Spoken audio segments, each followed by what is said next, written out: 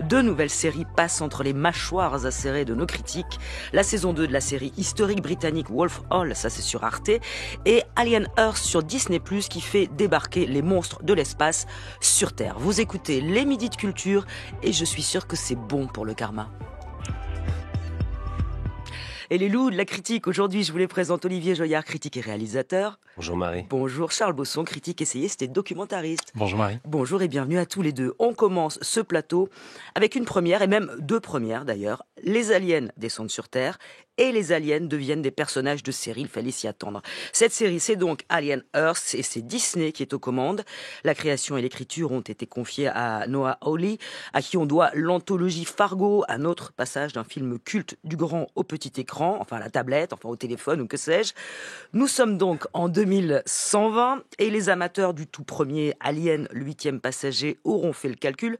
C'est 2 ans avant les aventures horrifiques du Nostromo et de son équipage. En 2120 donc, la Terre et l'espace sont dominés par une poignée de multinationales et un vaisseau s'écrase sur la Terre, libérant son chargement monstrueux. Je m'arrête là et je vais vous passer la parole.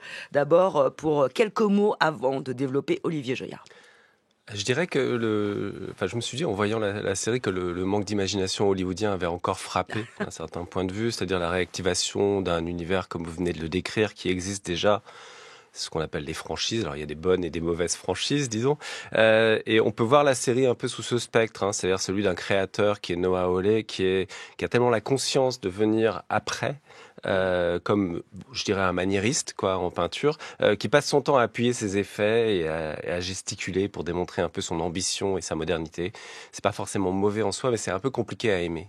Charles Bosson. Alors moi au contraire je suis très enthousiasmé, je pense que c'est une série qui vraiment m'a gagné sur le temps. J'étais un peu sceptique au début, mais je pense qu'elle aurait vraiment gagné à s'appeler Neverland, qui était son titre original, et pas Alien Earth, qui serait assez décevant. Alors on va écouter tout de suite la bande-annonce de Alien Earth avant de développer ses critiques.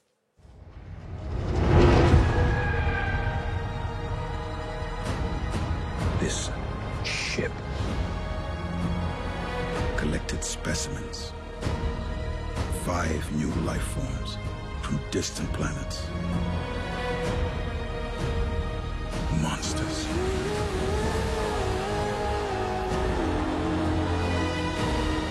Si on ne les enferme pas, ce sera trop tard.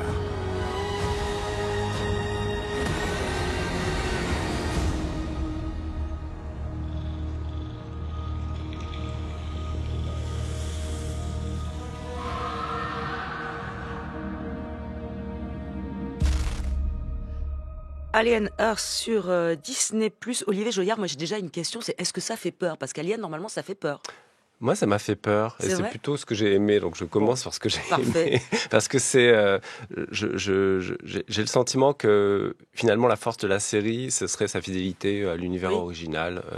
Et en tous les cas, au fait qu'elle ne recule pas devant les chairs en danger, les amas sanguinolents, et ces petites bêtes là qui sont extrêmement dangereuses et qui donc s'écrasent sur Terre. Enfin, un vaisseau s'écrase sur Terre et il contient des spécimens un peu étranges. Donc c'est vraiment moi ce que j'ai préféré dans la série, c'est-à-dire son ambition de ne pas être simplement une série de réflexions, je dirais, un peu philosophiques sur l'état du monde, parce que c'est quand même sous-jacent ce qui se joue, je pense, dans Alien Earth. Voilà, moi, je n'ai pas du tout expliqué ça, mais il y a effectivement cette histoire de monstre, mais il y a quand même tout un sous-texte sur le transhumanisme, voilà, il y a tout ça. Ouais. C'est pas ce qui m'a vraiment le plus convaincu. C'est-à-dire qu'on est vraiment à la fois en terrain connu et les xénomorphes, donc ces créatures à grande gueule comme ça et ces dents acérées, les couloirs très sombres, vraiment quelque chose de presque du copier-coller avec l'original, en tout cas des années 70.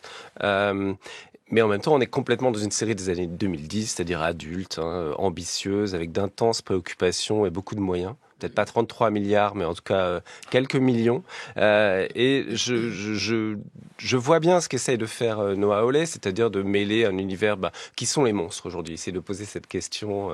Est-ce que les monstres, c'est vraiment les sales bêtes? Est-ce que finalement, ce serait pas ce personnage de milliardaire un peu post-adolescent qui hante le récit, comme ça, qui arrive et qui fait son sketch pendant quelques minutes à chaque fois? Donc, moi, j'ai beaucoup... comment dire, j'étais assez sceptique finalement sur la destination de la série. Je la préfère primitive. Je l'aime un peu moins quand elle essaie de réfléchir un peu trop. Charles Bosson, c'est l'inverse. C'est plutôt au début, Oui. ça vient pas et puis ça s'est installé. En fait, je comprenais pas exactement où il allait. Je pense que la grande force de Noah Hawley depuis le début, c'est un peu de parasiter, de snatcher les univers des autres. Légion, c'était l'univers X-Men, et puis Fargo, c'était quand même assez improbable de prendre un film parfait et puis de le démonter, de le désosser. C'est quelqu'un qui est hyper à l'aise avec le rythme en épisode et qui tout à coup va vraiment comme un enfant démonter les pièces et jouer. Et voilà, j'ai pris un moment à comprendre où est-ce qu'il allait. Et en fait, c'est vraiment avec cette espèce d'hybridation avec le thème de Peter Pan, alors qui est très souligné, hein, c'est pas subtil, mais ce personnage donc de petit génie autoproclamé, hein, de la tech, un peu à la Elon Musk, qui est joué par Samuel Blankin, est vraiment une sorte de Peter Pan moderne, mais comme le personnage du roman original de James Matthew Barrie, qui est vraiment une sorte de petit tyran, c'est-à-dire que Peter Pan, il faut vraiment se rappeler, c'est un personnage très très compliqué, vraiment qui ne supporte pas qu'on soit plus intelligent que lui ou qu'on grandisse, et qui dans le livre fait disparaître, tue les personnages qui vraiment essayent de s'échapper de cette enfance forcée, qui est une assez belle image finalement quand même de l'Amérique contemporaine. Et je trouve que le thème de Peter Pan, voilà, s'étend, puisque Peter Pan a besoin de quoi? De pirates. Et en fait, on est entouré de pirates. Les aliens, ce sont des corps qui vraiment viennent violer le corps humain, viennent en prendre possession, viennent le pirater. Et puis, il y a cette espèce d'ombre aussi dans Peter Pan, une sorte de zone d'ombre qui est vraiment l'autochtone, quand les Indiens, les peaux rouges, quelque chose de très raciste dans le roman original. Et Alien est par définition, avec ces hiéroglyphes qui apparaissent au début, une sorte d'étranger absolu. C'est-à-dire le xénomorphe, c'est la forme de l'autre. C'est vraiment l'étranger parfait. Et il est pris comme ça. C'est-à-dire qu'est-ce qu'on fait de cet étranger qui tout à coup vient, qui tout à coup nous rencontre. Et toute la réflexion de la série est sur les corps transitionnels entre le mutant, le monstre, l'humain et la machine. Et là-dessus, je trouve que la série a une très grande force et trouve vraiment son identité par rapport au film de 1979. Olivier Juillard? Alors, il y a eu quand même 7 films en tout. Oui, donc, beaucoup, la série amalgame aussi Bien sûr. d'autres imaginaires. Je suis vraiment pas d'accord sur l'incarnation. C'est-à-dire que c'est précisément ce qui m'a manqué dans la série. C'est-à-dire que ce rapport au corps dont vous venez de parler, il est pour moi presque gâché par le discours qui va au-dessus. C'est-à-dire que, alors, il est quand même question, c'est un peu complexe, mais le personnage principal s'appelle Wendy, un des personnages principaux, mais ils ont celle dont on est censé suivre vraiment la trace. Ça a été une enfant malade de façon terminale qui a été entre guillemets sauvée par ce milliardaire qui lui a injecté je ne sais quoi et qui l'a transformée en hybride et en adulte. Enfin, elle a une apparence adulte, une âme d'enfant. Donc il y a beaucoup de choses effectivement qui se jouent autour de cette idée de l'enfance et des monstres, moi qui me passionne évidemment, et que je trouve qui est une grande idée de littérature, de cinéma depuis très très longtemps, et qui ici, justement cette hybridation-là, donc est le discours principal de la série, qu'est-ce qu'on devient quand notre corps s'hybride, se transforme, se change, est-ce que c'est bon, est-ce que c'est queer, est-ce que c'est intéressant, est-ce que c'est mortifère au contraire, ça me semble totalement annihilé en fait par le manque de rapport sensuel en fait à ces personnages qu'a Noah Hawley. C'est-à-dire que moi j'ai l'impression que c'est plutôt le métallique qui gagne à chaque fois, c'est-à-dire ces plans extrêmement, c'est assez contemplatif comme série. Ça reste vraiment comme ça, je dirais subjugué par les machines quoi. Et les monstres. Ouais, c'est ça. Mais les monstres, ils sont censés quand même être une sorte ils ont pas vraiment d'âme, mais ils sont du pur primitif. Il y a quelque chose là-dedans qui pourrait, encore une fois, il y a du gore, il y a plein de choses qui m'ont assez plu. Mais cette idée d'être, je dirais, sexué, sensuel, quelque chose qui puisse se passer vraiment à l'intérieur des corps, auquel on pourrait avoir accès. Moi, j'ai pas eu accès avec cette série. Moi, je me suis demandé à qui elle s'adressait, en fait. Moi, je pense vraiment aux fans de l'univers Alien, Vraiment un public assez jeune. Ouais. Sidney Chandler, qui joue Wendy, est vraiment exceptionnel. Son frère, joué par Alex Losser, qu'on a vu dans The End of the Fucking World, qui est un acteur vraiment remarquable. Et puis, il y a une espèce de fascination pour le gore, les petites bêtes numériques, puisque les passagers du Maginot, donc qui s'appelle plus le Nostromo, mais le Maginot, qui, dans l'imaginaire collectif, est quand même un synonyme d'une ligne de la défaite, arrivent avec plusieurs espèces étrangères. Et c'est là que, quand même, l'imagination de Noah Hawley est très forte et qu'on sent que progressivement, il se fascine non plus tellement pour ses personnages, mais pour ces petites créatures. Et il y en a une qui est absolument extraordinaire, qui est une espèce de globule d'œil, un petit œil avec des tentacules. Et alors, il vous saute au visage, il vous arrache un œil, et puis ces tentacules pénètrent la boîte crânienne, viennent vous masser le crâne et prennent possession de vous.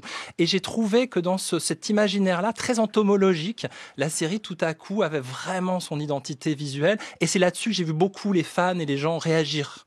Alors, est-ce qu'on retrouve... Ah oui, non, mais c'est intéressant, cette petite pieuvre à multifacettes, quoi, des yeux multifacettes. Parce que animaux et humains. Ouais, c'est ça, mais c'est presque une métaphore de la série qui essaie d'avoir tellement de points de vue et une vision comme ça panoptique mélangée. Et ça devient, quand on voit à travers le point de vue de cette bestiole, finalement, la réalité est complètement distordue. Donc, c'est des moments qui sont vraiment intéressants, mais qui me semblent un peu isolés du reste, quoi. Et par ailleurs, sur cette idée, encore une fois, du corps, Ellen Ripley était quand même une réflexion sur la maternité, sur la féminité, qui était, je trouve, assez magistrale, même si un peu old school, mais ça reste quand même une icône et quelque chose de vraiment marquant. Là, je ne retrouve pas trop cet esprit-là dans la série. Est-ce qu'on retrouve cet univers très important du plasticien qui était à l'œuvre au tout départ des Aliens, Giger, hein, c'est ça? Oui, bien sûr, et qui est vraiment un artiste à l'imaginaire très heavy metal. Oui. Et d'ailleurs, chaque épisode se termine par un titre d'un groupe de métal. Et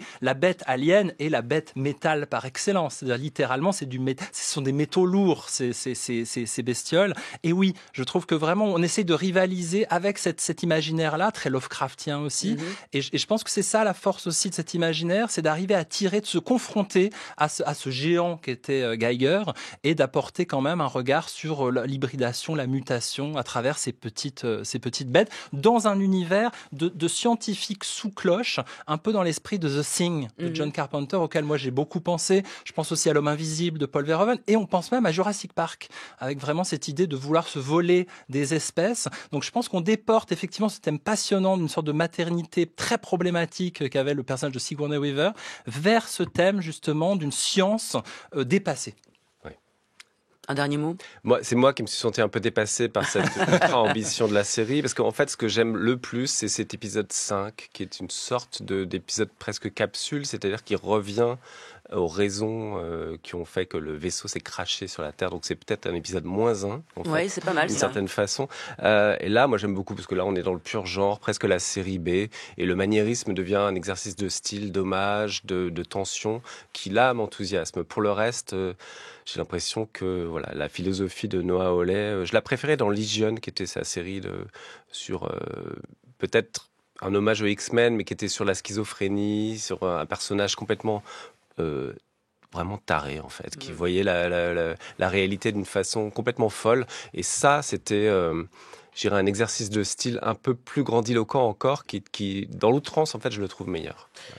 Donc c'était Alien Earth, et c'est disponible en ce moment sur Disney+. 12h, 13h30, les midis de culture. Marie Laborie. Alors là, infiniment plus sobre, tout en tension, mais avec un monstre quand même. Alors la personne du roi d'Angleterre, le célèbre Henri VIII. On parle maintenant de la saison 2 de Wolf Hall, disponible sur arte.tv. Cela faisait 10 ans qu'on attendait la suite de cette série qui nous plonge dans la cour des Tudors et de ses intrigues, mais en se concentrant sur l'homme de l'ombre, Thomas Cromwell, roturier, fils de forgeron, devenu conseiller d'un roi totalement imprévisible. Cette nouvelle saison s'ouvre sur la mise à mort d'Anne Boleyn, épouse royale accusée de haute trahison, et sur le remariage, en parallèle, d'Henri VIII avec Jane Seymour. On commence avec un avis rapide, Charles Bosson. Eh bien, Alien était la 8e incarnation d'Alien, donc on a eu Alien 8, et maintenant on a, je pense, le vrai monstre de la semaine, qui est Henri VIII, et peut-être une des très grandes séries de l'année. Olivier Joyard. Moi, j'ai mis un certain temps à accepter le côté très très rigide de Wolf Hall, là, qui a fini par devenir plutôt agréable, en fait, comme si j'étais bercé par ces 6 épisodes. Donc c'est une série qui se tient, mais est-ce qu'elle nous tient? Ça, c'est plutôt la question. On écoute la bande-annonce de Wolf Hall, saison 2. I am greatly altered these 10 years. You, not so much. The king never does an unpleasant thing. Lord Cromwell does it for him. You are a snake, Cromwell. Oh, no. A dog, madam. And on your scent. Did it have to be this way? So bloody. I've lost my way. Then come with me now.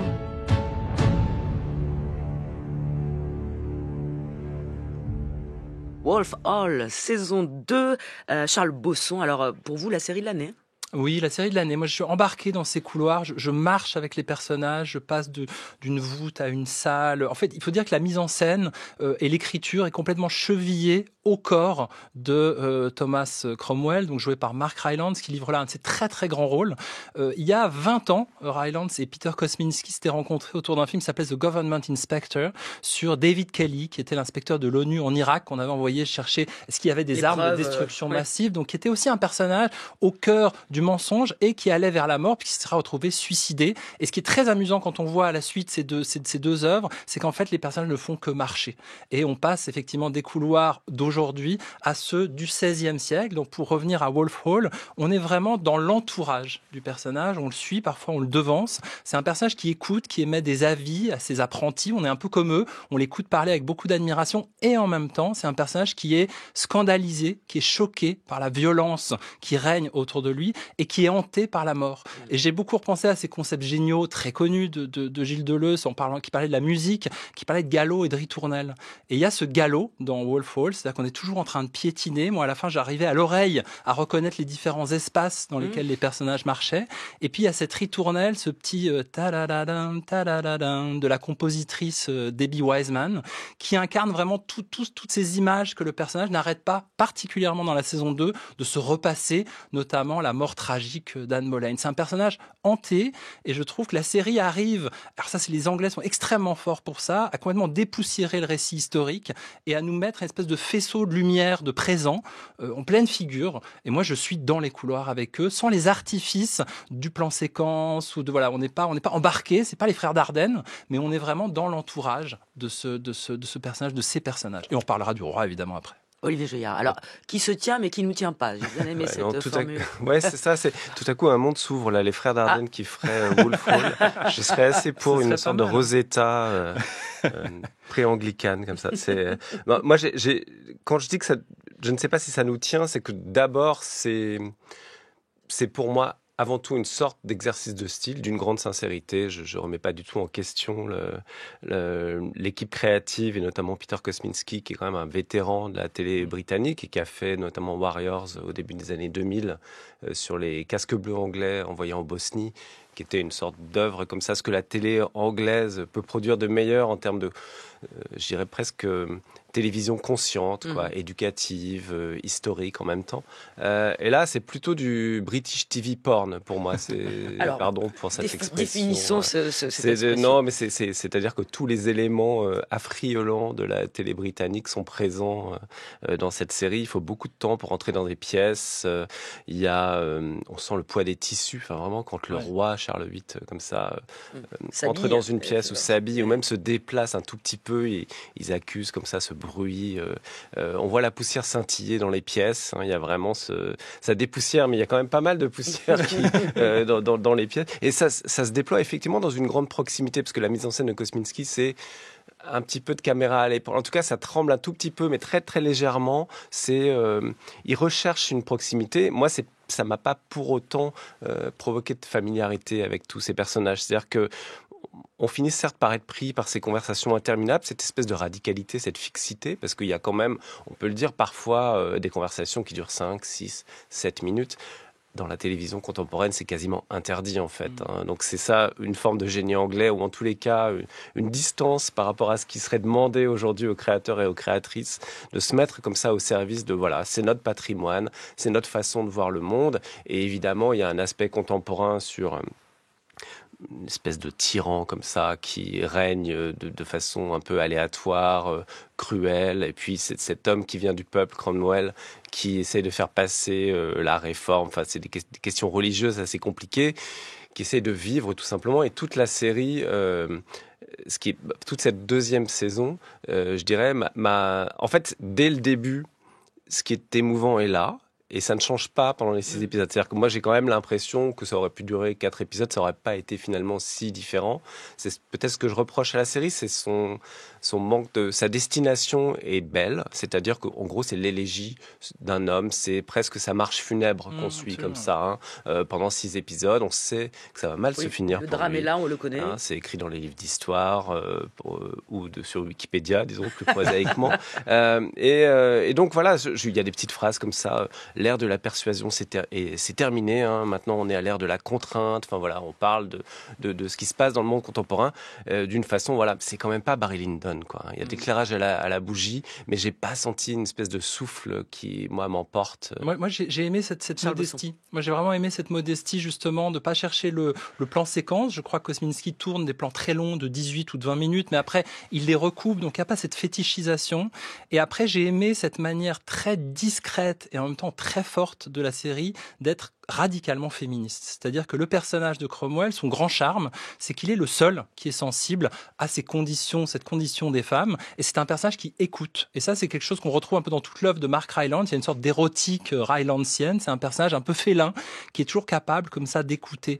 Et, et qu'est-ce qu'il y a en face de lui ? Il y a ce roi qui, comme vous disiez Olivier Joyat, gonfle. Le XVIe siècle, c'est une sorte de révolution de mode masculine. Et tout à coup, on voit ces tissus qui s'empilent sur cette figure de barbe bleue qui est absolument terrifiante. Et Damian Lewis, qui est un acteur très fin, qu'on avait découvert dans Homeland, est recouvert par une cloche, des brocards, des épaules larges absolument gargantuesques, des manches bouffantes. On a l'impression qu'il ne passe plus les portes. Parce qu'Henri VIII était supposé être obèse aussi. Absolument. Et puis il avait sa jambe malade. Donc dans la saison 2, voilà qu'il se met à boiter. Et le personnage est extraordinaire, comme un espèce d'ours. C'est-à-dire qu'il est assez séduisant. Il a un petit côté Peter Pan aussi. Il a envie de jouer. Et puis tout à coup, son sourcil se relève. Il remarque une femme ou un homme qu'il a envie de ramener vers lui. Et à ce moment-là, le compte à rebours commence, la mort approche. Le temps de vie d'une femme, c'est à peu près 2 ans. Celle d'un homme fidèle et qu'on aime, c'est plutôt 7-8, mais c'est pas très long non plus.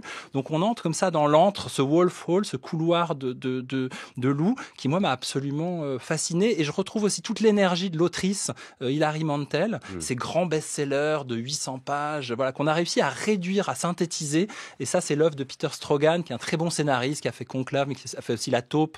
Donc il arrive toujours à prendre des œuvres un peu monumentales et à en faire des épisodes en fait assez courts malgré tout. Olivier Joyat sur Damian 59 Lewis. minutes, c'est vrai que c'est court. Oui. Enfin, 6 fois, c'est à peine 6 fois, donc c'est quand même des petites séries. Et la saison 2 est presque, je trouve, une sorte de coda de la saison 1. Donc il faut aimer la saison 1 pour rentrer dans la saison 2. Est-ce qu'on peut pas voir la saison 2 sans avoir vu la saison 1? Impossible, j'imagine. Elle commence en plus vraiment au lendemain de la fin de la saison 1. Oui, c'est ça qui est, pour le coup, ça, assez c'est intéressant, ambitieux parce que ça commence tout de suite après, alors que les acteurs ont pris 10 ans. 10 ans. Donc c'était en 2015 la première saison, je crois. Et celle-ci a été diffusée en 2024 en Angleterre. Donc c'est vraiment cet effet-là, pour le coup, presque cet effet sériel basique, quoi. Bon, ça pourrait exister au cinéma également, mais c'est quand même cette idée-là qu'on accompagne des gens dans une forme de vieillesse. Et comme c'est le sujet de cette deuxième saison, c'est-à-dire la disparition progressive du personnage principal, ça peut nous accrocher. Sur la question du féminisme, c'est toujours le problème, c'est une certaine réalité historique, mais c'est une série féministe dans cette saison 2, sans véritable personnage féminin. Voilà, sans femme.